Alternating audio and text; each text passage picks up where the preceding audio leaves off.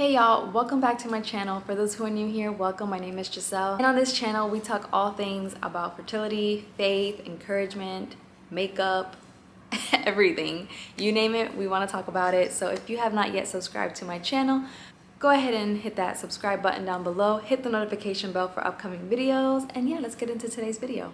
So as you can see by the title of this video, you can see that my transfer was unsuccessful. I have been in this fertility journey, this trying to conceive journey, for now going on 4.5 years, and y'all, it's been an emotional roller coaster. Never thought that my first round of IVF or egg retrieval would fail or would be unsuccessful, and I never thought that my first embryo transfer would fail as well or be unsuccessful. And it's so frustrating to be in this journey and just have so much unsuccessful things going on. So let's talk about it. Let's talk about, because I haven't really sat down to record a video about it. I haven't really spoken about it on my IG, which on my Instagram I'm a little bit more active and I tend to share a lot more things. And I haven't shared this part yet. So day of transfer, June 19th, was pretty good actually. I was feeling very confident going into the procedure. I had been feeling confident the whole time. I was on estradiol, I mentioned in my last video, and I was also on progesterone injections, and I was feeling fine. And I was feeling very optimistic, so was my husband.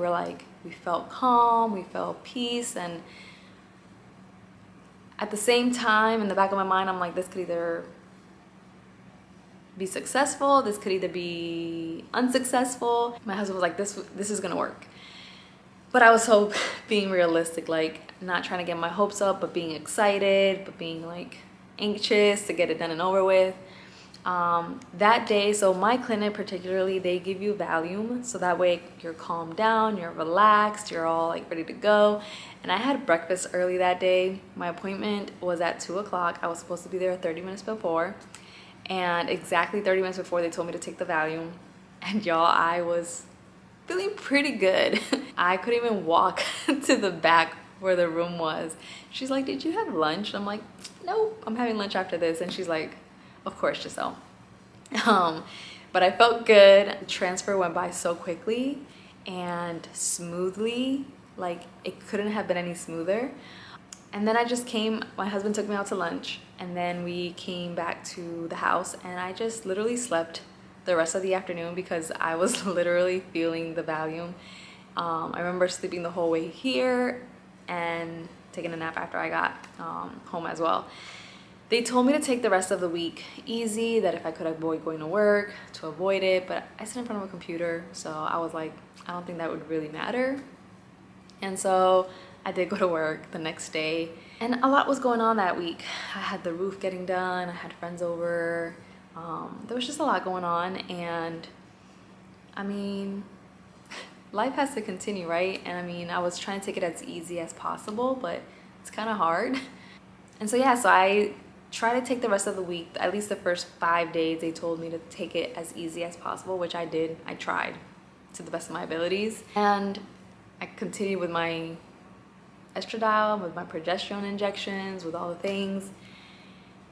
And for the first couple days, I want to say I felt cramping. I felt what they call like pinching kind of sensations, and I'm like, okay, is this implantation? Like I literally thought like I was experiencing implantation.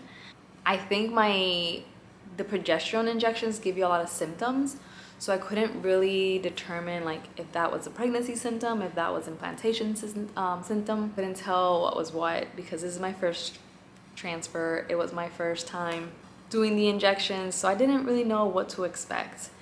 I remember from time to time I would feel a hint of nausea. I remember definitely wanting some certain foods versus other foods, but it's not like a food craving or anything. I always had food cravings regardless. That's not even a pregnancy symptom. I just have food cravings on a regular basis.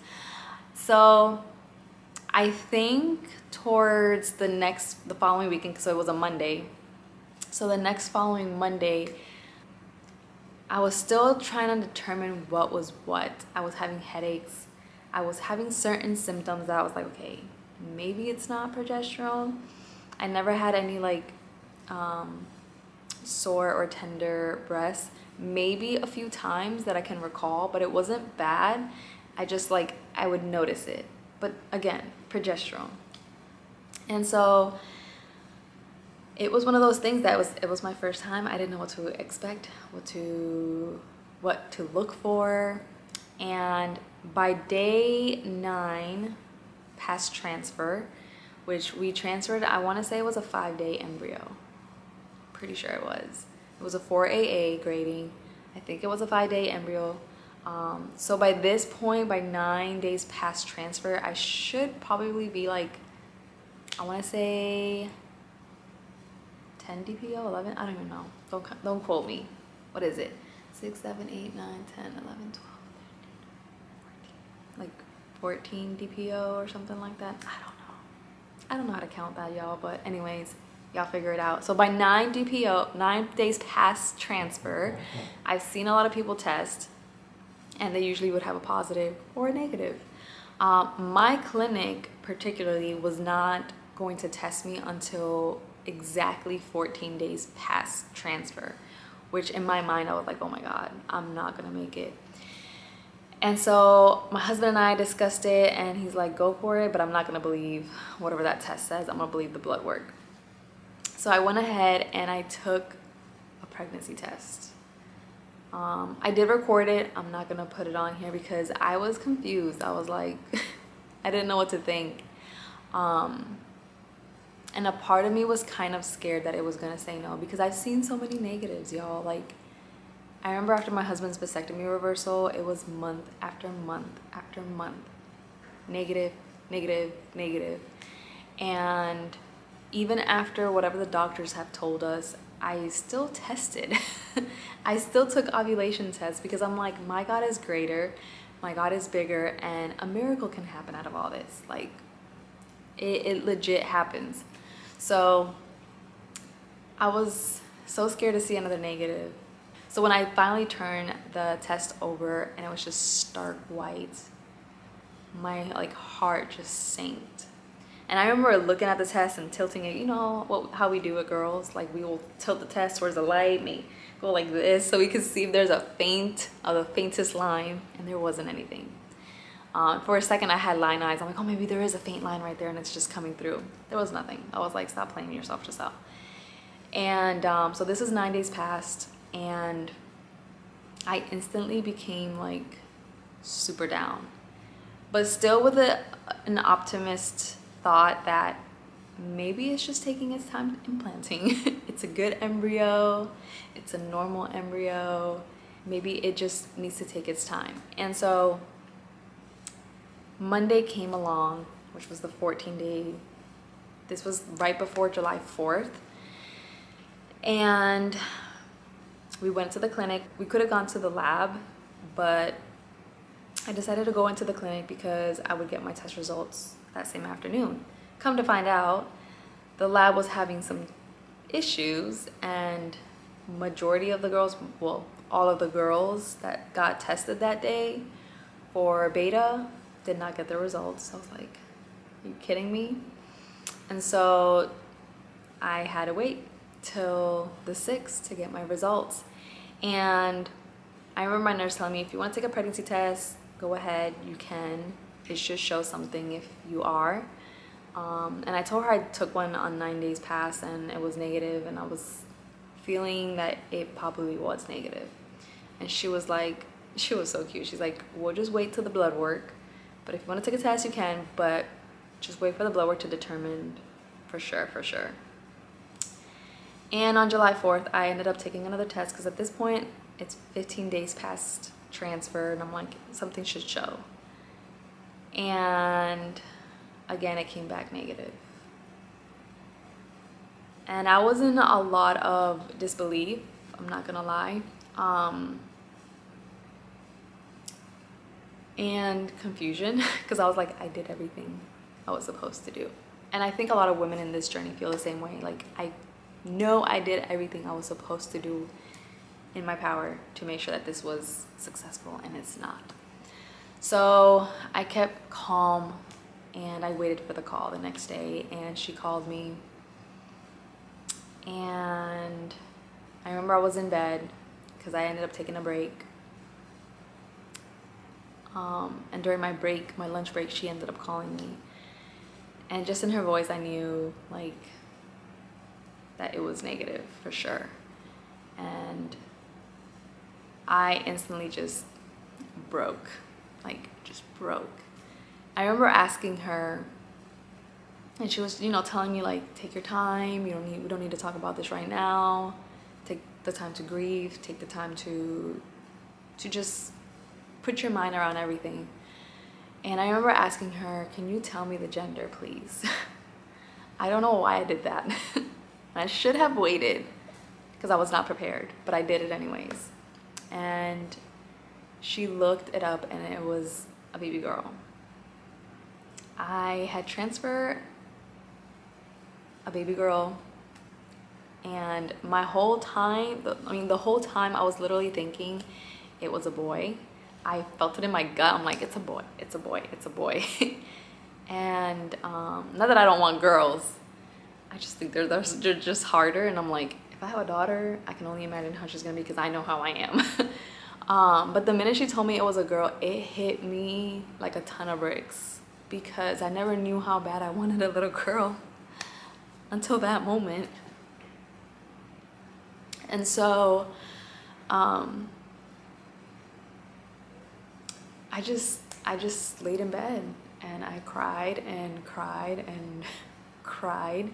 I didn't want to talk to anybody. I didn't want to see anybody. I didn't want to leave my house. I didn't want to do anything. And I think for a couple of days I just stayed in that funk. Like, I couldn't wrap my head around the fact that it failed. I think after a couple of days, you know, she told me, she's like, to call her, and I called her. I think I called her on Friday, that same Friday, or even possibly Monday. I don't remember. And we talked about next steps and to doing a follow-up with my doctor, talk about it. My husband was so angry at this time. Like, he was, I guess men cope with it differently than women, which is understandable. And throughout this whole time, I kept telling him, like, listen, it didn't work, it's okay. Even though it's not okay, it's okay. I'm gonna be okay. I will get through this. I kept telling him, you know, I cannot be angry at God. I can't be angry. I can't be angry at him, because he has sustained us up until now, and he will continue to do that. I told him he can't be angry, like we both can't be angry at God, because just a few months ago you were laying in a bed where doctors gave you no hope, but God gave you hope, and you are here with me. And the fact that I was able to even do IVF, because it was such a tricky moment to do IVF, because he had just gotten this tumor removal. He possibly could have, you know, things floating in his system from the tumor because it had perforated, all the things. And I'm like, but God still allowed us to get to this point. And I told him, I cannot find it in me to be angry at God. And to this day, I still don't feel angry at God. And there might be a part of me that probably is, but I haven't acknowledged it. And I just keep praising God through it. I keep praising him. I keep giving him, you know, thanks. And I just stay in that gratitude mentality, because if I don't, it will eat me alive. And that's not what I want. And so this whole entire month that has passed by of my transfer failing, I have been like on the go, and I haven't been able to truly like grieve and just take the time to like grieve. I have my days, I'm not gonna lie. One day I'm feeling great and I'm in a good mood, and then the next day I'm in such a funk. Like today, I think last night, a little bit of last night and today, I'm being triggered by so many little things that I didn't think were gonna trigger me. At times I feel angry at the world, at people. Sometimes I snap on my husband without consciously doing it. And it's just one of those things that it's like, feel like I'm okay, but I know I'm not okay. And I was talking to one of my friends today, and it actually helped. And it's funny because one minute you can be fine, like I felt fine, and then I started talking and I couldn't even get my whole sentence done before I just broke down and just started crying. And if you're in this journey and you are going through a loss and you're grieving, it's okay to be in your emotions. And I never looked at it this way because obviously I didn't get pregnant, you know. You essentially lost something. I had a living cell inside my body that was potentially life, and that was my baby. And even though she didn't implant, or she probably did and just didn't stick around long enough, God knows whatever happened inside of my body, because I honestly don't know. She might have not have implanted at all. The fact that I am not pregnant, that's still a loss. And if you're going through an embryo transfer and you've gone through an unsuccessful embryo transfer and people don't understand your feelings, know that there's a whole other community of women like yourself who are feeling it and can validate to you that you are going through a loss, a great loss at that. I only had one embryo, and I was so scared to lose that one embryo that I had. And the fact that I have to sit here now and do it all over again, it's just, it hurts. This is not for the weak. This whole IVF journey, and I was telling my friend today, I'm like, I hate how Hollywood sometimes portrays this as something so simple to do and pop a baby out, and it's not. This journey is what it's called. You have to be a warrior for this. Like, I thought I wasn't gonna be capable of doing this, and I've gone to 2 rounds of egg retrieval and now an embryo loss, and it's hard. So it's okay to be in your feelings. It's okay to cry whenever you want to cry. It's okay to, you know, lock yourself up in the bathroom and just be to yourself.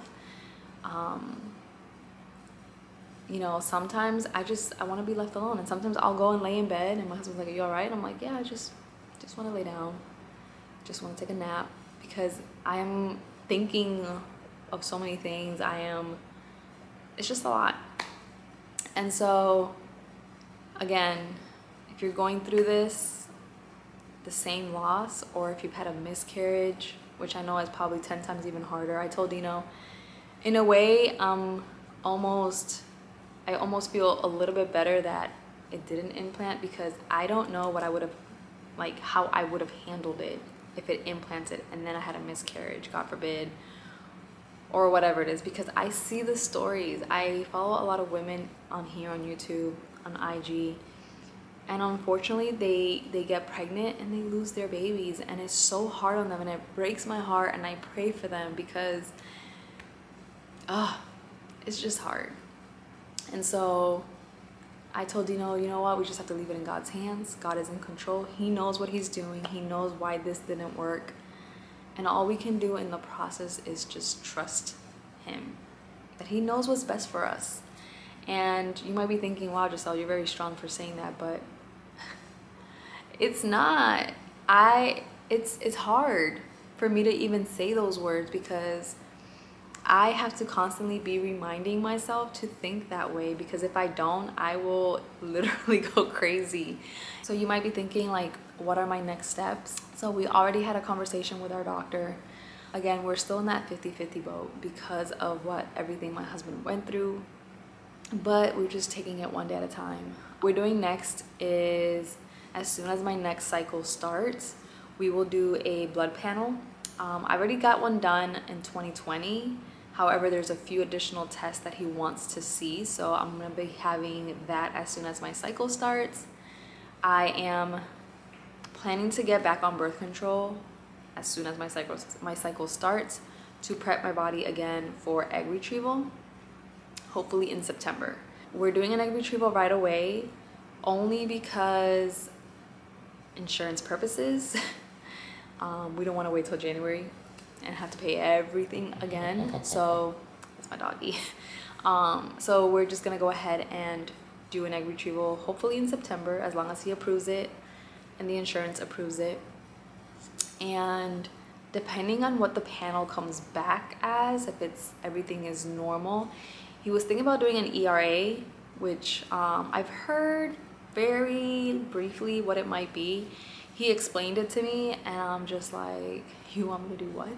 Because essentially when you do an ERA, you have to prep your body as if you're prepping for transfer. And y'all, these progesterone injections are no joke. Like, I told my husband, if I have to do these injections again, it better be because of a transfer. I'm not doing it for a biopsy. This procedure can also be painful to some and very uncomfortable. And I don't know if I want to be able to have to put my body through that unless it's truly, truly necessary. And he doesn't think it is. So we're doing the blood work first. And depending on what he thinks I should do, we'll come together to an agreement. But for right now, I really don't want to do an ERA. Maybe a lot of you are gonna be telling me like, yes, do it. Let me know in the comments below what your opinions are on a test like that. I've never really Googled it or seen any videos on here on YouTube, which I probably will be doing sometime soon. But let me know in the comments below if you have gone through that and what does it all entail. Like, he told me very briefly, but he's like, I'll go into more details if we both decide or you decide to actually go through with it. So for now, it's the blood work that I need to get done, the blood panel, whatever that they want me to do, and start birth control, and hopefully start my next round of egg retrieval in September, so that I'm properly healed if in case we do the biopsy in October or November, whenever it is. But it will give me enough time that if I do have embryos from this cycle to kind of just get my body ready for transfer. So it's a lot. It's a lot in a year. The good thing is, you know, my husband is so supportive in anything that happens. It's like, whatever you want to do, we'll do. If you want to take a break, we'll take a break. If you want to continue, we'll continue. If you don't want to do this again, you don't have to. So he's like, you know, whatever, he lets the ball be in my court, basically. And I love him for that, but I also make sure that we're communicating throughout this time and making sure that we're both on the same page, because that's very important. One of my biggest advices to women in this journey, and if you're starting this journey and you're like thinking about IVF and this is your next step, one of the biggest things that I advise any women who starts this journey is don't stop living. Because this takes so much out of your time. You're planning literally around everything. Like, before my transfer, I told my nurse, I was like, I have a trip in end of July. Am I still gonna be able to go on my trip? And she was just counting like, okay, so you would be about 8 weeks around there, so you should be okay, you should be clear to travel. And it's just crazy how we have to plan around this whole entire process. And it sucks that we are the ones who have to plan around our life schedule, and there's other women who don't, right? No offense, but it's just hard. And so don't stop living, you know, even if you have appointments, even if you have to do injections, even if you have to do whatever it is that you have to do, don't stop living in the moment. If you need a getaway weekend with your hubby, with your partner, do it. Pick up your stuff, pick up your injections, and go on a weekend getaway.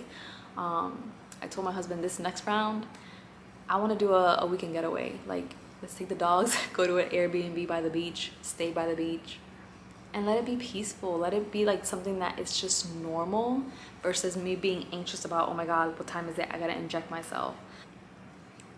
And yeah, so just live. Don't lose yourself in this journey and this process, because you can very easily.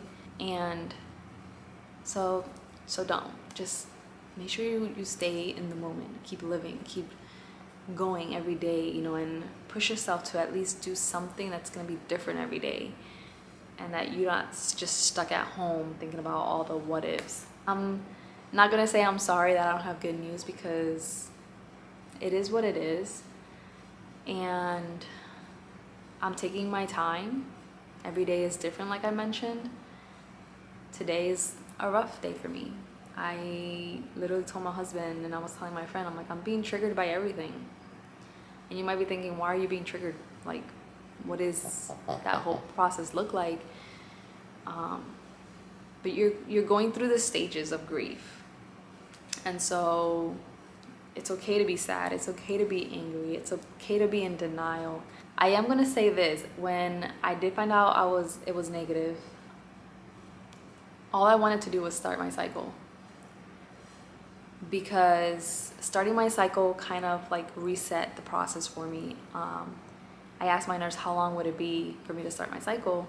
She's like, usually it's 7 to 10 days after you stop your medication. I started my cycle like maybe 5 days after my my last injection, and I was feeling a lot of cramps throughout the whole entire process. Even right after, even before transfer, I was feeling period-like cramps the whole entire time. Every day I felt period-like cramps, like I was gonna start my period. And so this was a hard cycle for me. It was very painful, very heavy, TMI, sorry, but that's what it was. And I was kind of numb to it. I didn't cry when I started my cycle. I thought I would, because it would be like, oh my God, it's the end of this little chapter of mine, but I wasn't. I felt relief. I felt good that my body was doing what it needed to do, and that I was able to kind of just move it along and keep it going. And so 1 month later, after having a negative, I'm feeling okay. I am not feeling 100%, but I'm feeling okay. And every day I just had to wake up and give thanks to God for even allowing me to be in this journey. A lot of women, unfortunately, don't ever have the funds to do this, to go through an IVF journey, and that's their only option to possibly even having a child. And it's not even 100% guaranteed, all right? I had a 4AA normal genetic embryo, and it still failed. So it's not 100% guaranteed. And like I said, I'm just grateful that I was even able to do this and get to where I'm at. There's women who don't even get embryos all the time. I was fortunate enough to have one embryo, to be able to transfer that embryo, and to spend at least those 2 weeks with that embryo. And even though I didn't implant, I was still able to have that embryo inside of me and love it and just feel like a mommy for at least 2 weeks, that I had this end baby girl in me. And that is a blessing in itself, that I was able to get to that step and that far in this journey, because some women don't even get past egg retrieval, and I pray for them because it's not easy. So that's that. I can't say I hope you like this video, because it's not an easy video. It's a hard video for me to do, and to be able to edit and to be able to post. And so if you like this video, it will at least help reach out other women in this community, in this journey, hear someone else's experience, and know that they're not alone in this journey, and that they can get through it. They are strong enough. If they are strong enough to be in this journey, they're strong enough to continue walking and pushing for their miracle baby. This is not the end of our story. I refuse to believe that. I believe that God has something greater for us. I believe that God is just in the works of doing something that is gonna literally surprise us. And yeah, when God has a word over you, you just have to continue holding on to that word and continue holding on to what God has told you, and it will come. I know one day I will be able to be on here and be super excited and say I'm finally pregnant, I'm finally having a baby, and be able to go crazy. And I know that day will come. I know. Right now is not my moment, and it sucks. Because you see, for example, I see a lot of pregnancy announcements. I've seen so many pregnancy announcements after my failed transfer, and it hurts every single time I see one. But I know my time will come, and the day that I'm finally pregnant is the day that I'll know that it's my time. And I guess there's just a little bit more prepping to do. And so yeah, so if you have gone through an embryo loss or even any kind of loss in this IVF journey, leave your comments below, share your story, encourage other women who are also in this journey. Let's all be one community, as we always are. There's like the best support among us. I'm not looking for advice. I'm not looking for, well, you should do this, you should do that, maybe think about doing this. That's not really what I'm looking for at this point. I'm just praying through it, letting God be the one who's gonna heal me, letting God be the one who's gonna walk me through this journey. And yeah, I know this is a long video, but if you stuck around long enough to the end, thank you, I appreciate you. And share this video. Like, share the video, comment down below. Let me know that you have stuck around to watch it to the end. And yeah, I hope that you guys all have a blessed day, morning, evening, afternoon, weekend, whenever you're watching this. After this video, I am gonna try to be more proactive, to be more in real-time videos. I haven't posted anything because I've been going through it, y'all. It's normal. That's why I've been MIA since, not the last video that I posted, because I just posted one this week, but the video before that. And every time I picked up the camera and tried to record something, the words just wouldn't come out. My thought process was not there. And yeah, I mean, I'm not gonna apologize for that because I was going through it, literally. But you know, going forward, I'm gonna try to do more real-time videos. Is that how you say it? In real-time videos? Anyways, take care and stay safe and stay blessed. And until the next, bye.